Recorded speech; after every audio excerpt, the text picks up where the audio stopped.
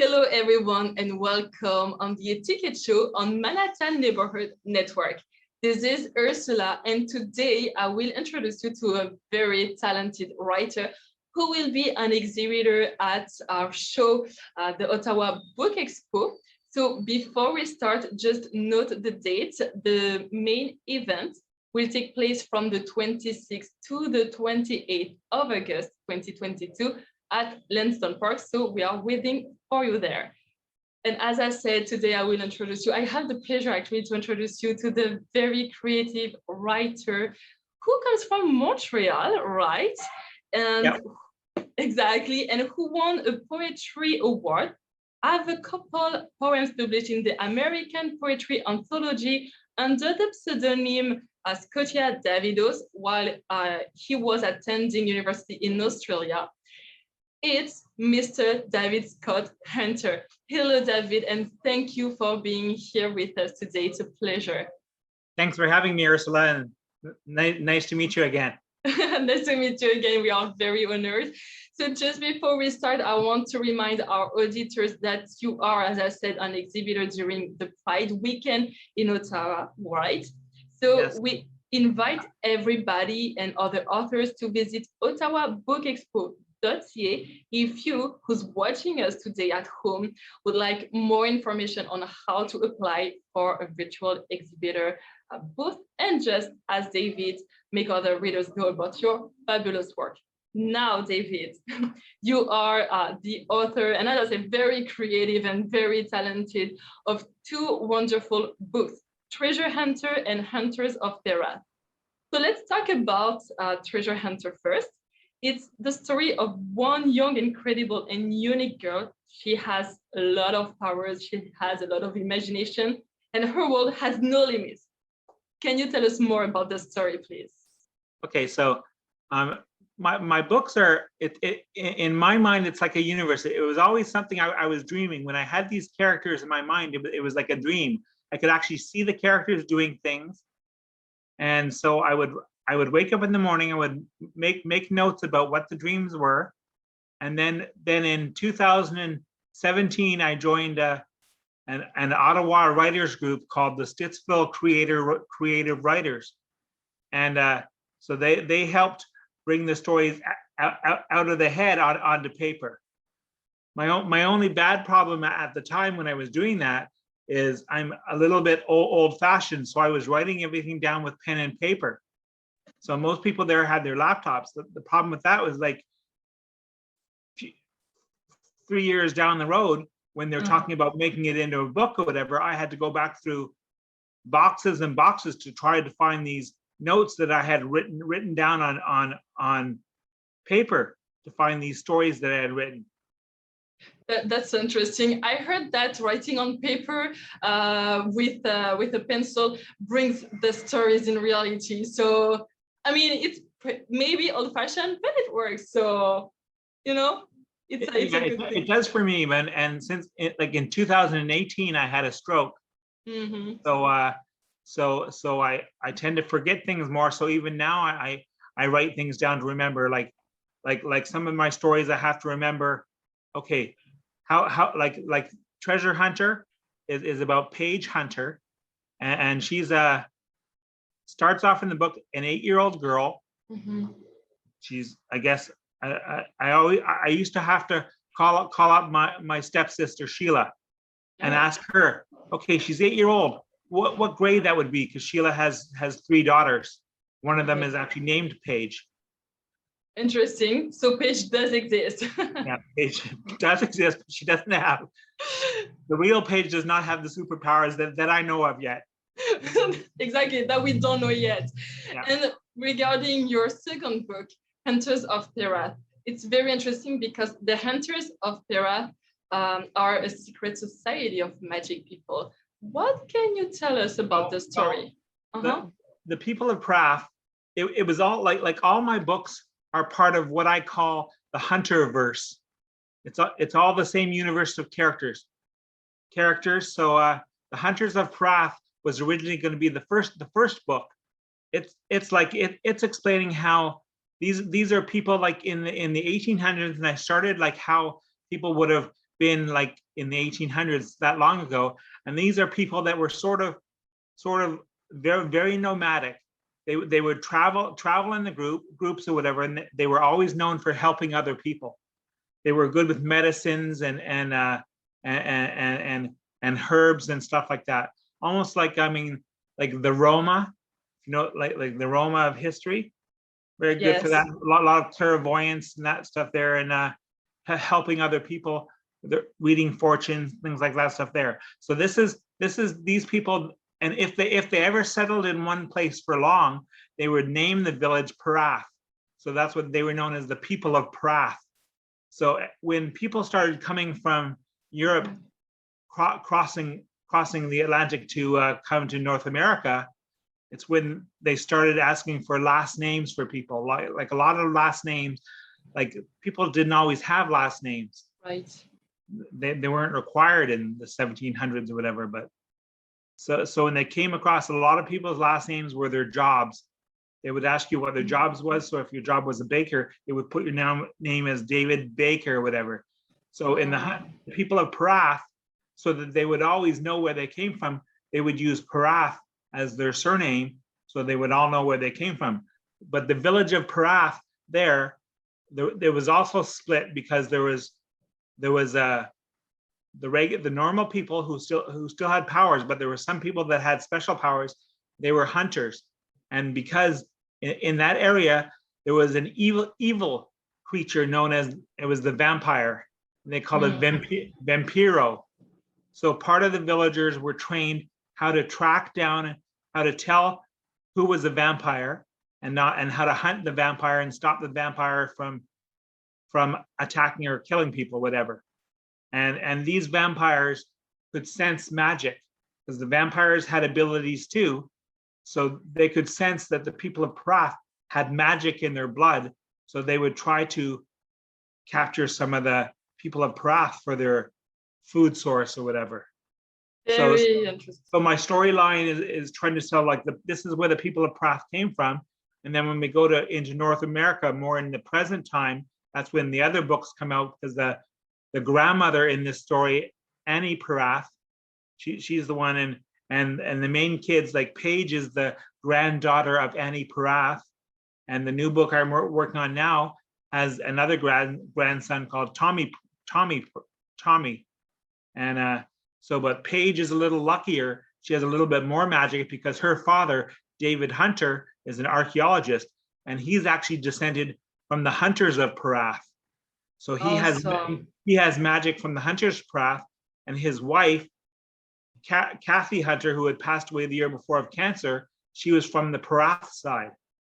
Wow, so that's very interesting. Had both parents that had magic in their bloods.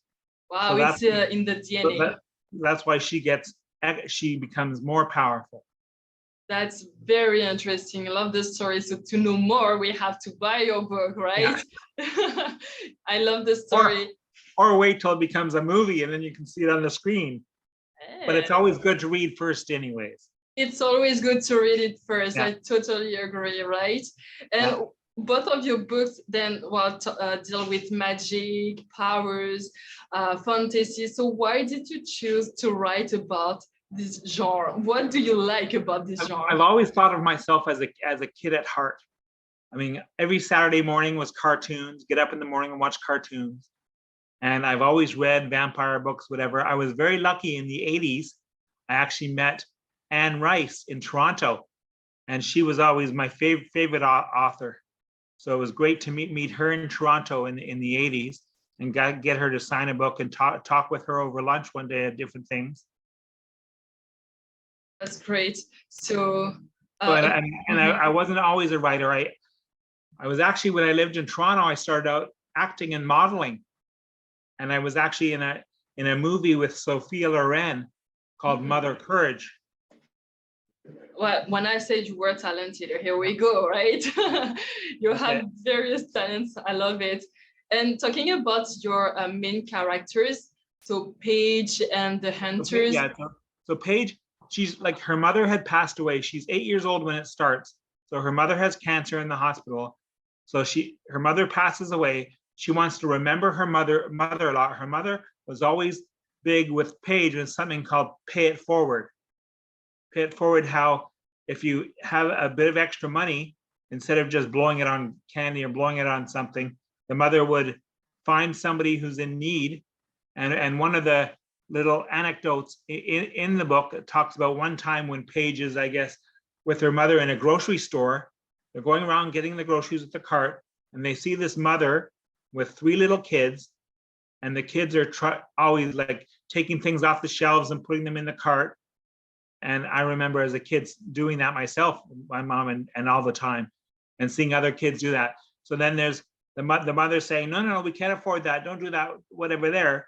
So the mother would see that. So the mother reached into her purse and she grabbed a $20 bill and she sneakily walked over. And so Paige saw her, slipped the $20 bill in the side of the lady's purse to give her extra money. And when they were at the cash register, Kathy Hunter would have these sticky notes.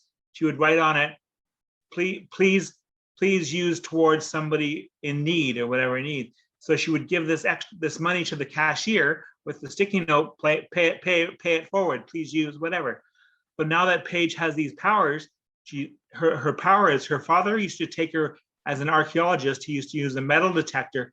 So he would take Paige with her and use the metal detector, which finds metal things in the ground and beeps. So Paige started off at 5 years old, walking with her father, looking with the metal detector. So she called it a treasure finder. Every time it beeped, it would find treasure. So Paige, her power is with her mind. She focuses, and if there's something under the ground, she hears a beeping in her head. So without having the metal detector, she hears it. And then she gets her little red bucket and her little shovel, and she digs and she finds things. So now she's learning that these things she can find, she finds people that want to buy them so she can sell them. And with the help of her uncle Colin, who's a financial investor, he's teaching her how. He's helped her set up a bank account and set up the Kathy Hunter Benevolence Fund, so she can use the money to help other people. And he's very big on dreaming sky high. I love it. And that's what's interesting with your characters and also in the Hunters of Thera, because as you said earlier, they have powers, but they use their power to help others. And this is very interesting because, before we used to see people who had powers or magic as something dark, like those who had powers, they were hidden, people were chasing them. But nowadays we see a shift where people who have powers, they are just like in your books, the heroes. We see it in movies, we see it in books. Why do you think there is this shift of mentality and that people now who have magic are the heroes and why people are more open to talk about magic? I don't know. In my mind, magic is a good thing because it brings good. It used to be bad just because it was something scary. Something different was always something scary. So in my book, there are scary people, but because I tend to slip things in very, very subtly. So in my mind, like because I'm a gay man senior there, I've lived through a lot of stuff. So the bad people in my mind are the ones that are bullies or bigots or the ones that are homophobic or whatever. Those are the bad ones in my mind.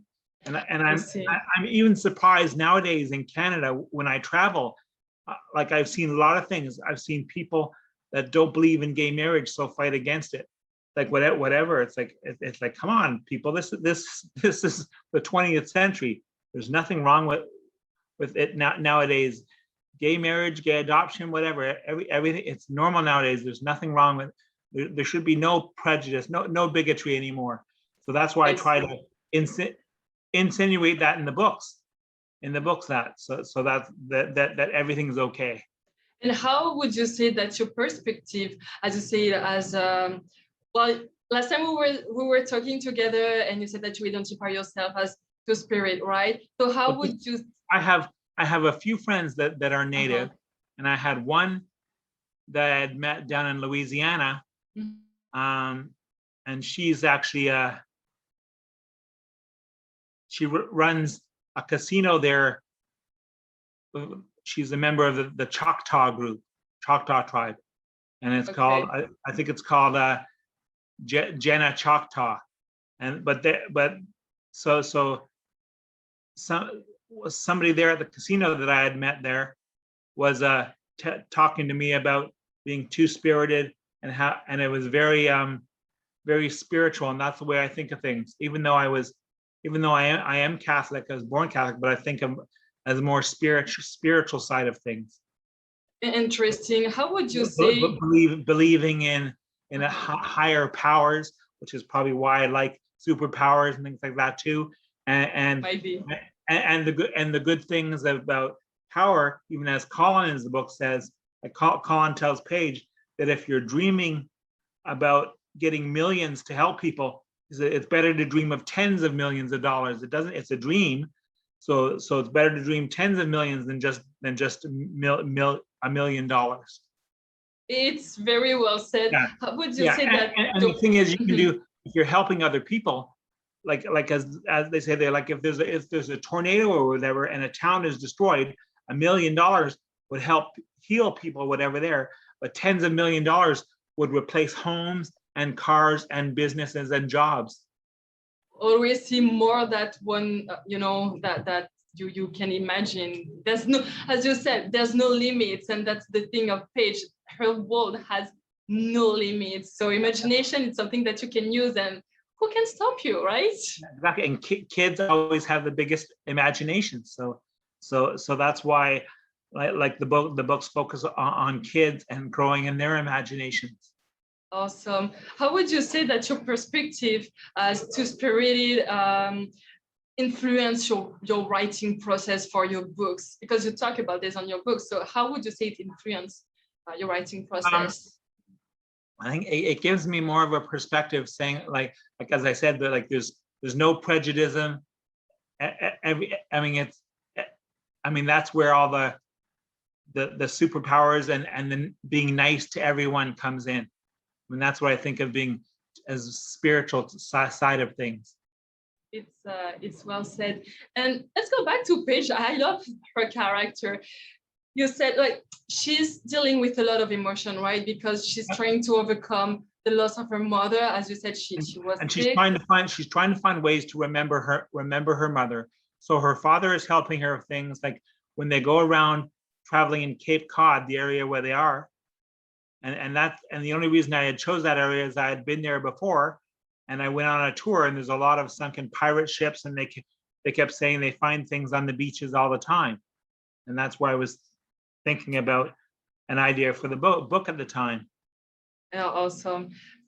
You're so creative. I love it. How would you say that? For example, how do you link the fact that Paige is dealing with a lot of emotions? So she has a lot of emotion, and at the same time, her powers are increasing. Her imagination is increasing. How do you link both power of emotion and power of creation? I don't actually mention it in the book, but you're right. I mean, subtly that's it. Her powers grow as her emotions, as she learns to control her emotions more, she's controlling her powers more. So you're right. Her emotions are linked to her powers, but it's not detailed there, but it's just a subtle thing, a new nuance, so people can think of that when they're doing things. Yeah. So let's people think about it. We won't spoil, but I find it very interesting, the link between those two, the increasing of power and control and imagination and creation. This is very interesting. And your main characters in both books have a lot of responsibilities because, as we said, they help others. What does inspire you to create your characters in your stories? As I said before, it's just how I was dreaming at the time, and it's dreams. And it's like I was very lucky that when I had a dream, I would be able to go the next night, and if I would think about where the dream had ended before, I could get back into the same dream. So when I woke up in the morning, I'd make notes, like, okay, so I know where the dream went on, and that type of thing too. So So that's great. So next time I will do that. I will write my dreams too and create a beautiful Well, story. actually, in the native, like whatever they have, dream catchers, and dream catcher is supposed to save your good dreams in the dream catcher. And when I was younger, I had a dream catcher hanging over my bed, so that's maybe something that helped. Definitely, it's very interesting. I love the way how you do links with everything in your reality. And I would like to go back to your meeting, let's say, with the very well-known author Anne Rice. She's very well known for her vampire novels, right? Yeah. So, And what if you did and Anne Rice too, if you read like a lot of her books or whatever, will bring up past stories, like when she did the witch series and the ghost series, it brought up some of the same places as Lestat and that stuff too. So that's like a lot of mine. It's like it's her whole world is involved in all of her books. Like if you read even a different, not a vampire one, like she did a werewolf or the witches or whatever, if you read that, it comes up with some of the exact same places. that's true? What did you learn from her that was very helpful for you in your writing process? Well, it was the same, like the whole thing is it's a whole mindset, like the entire place. It's your own universe. Like when you're building one area, you think of everything. You know the layout of where everything's going to be. Like the cities. Like even now, you go to New Orleans and they have the Anne Rice tour, and it tours where the vampires, where the witches' houses were supposed to be, and all the streets and that. And she uses a lot of real streets like that. Like I'm hoping when I get more into writing, I'll get more of those things as well. Like one of my friends was asking why I use the States all the time when I live in Canada. Well, my new book now has a lot of Nova Scotia in it, and Nova Scotia is where my family came from. Oh, wow, awesome. So I know you're writing other books, just as you said. So we are waiting for your next project. For now, we can meet you at the Ottawa Book Expo from the 26th to the 28th of August. So for everyone who's watching us, I'm actually there on the 27th. On the 27th. So everyone who's watching us, please come and visit us, come and meet David Hunter. You will be blown away by his universe. It's so creative, as I said, it's amazing. Again, if you want more information, visit the website ottawabookexpo.ca and let's celebrate all together the literary culture. Thank you so much, David, for your time and everything that you shared with us today. Thank you all who was watching us today, and we see you at the Ottawa Book Expo. Thank you for this amazing edition of the Etiquette Show. Thanks, Ursula, and thanks everyone for watching this as well. And yes, anyway, stop by at the Book Expo, say hello, buy a book if you book for me if you want. I'll sign it for you, autograph it, whatever. It will be a pleasure. I suggest you to come and get a book from David Hunter. The universe is just incredible. So, and it will open the imagination, as we said. So definitely it's something to do. So we are waiting for you. Thank you again, David, and we see you soon. Okay, thanks a lot.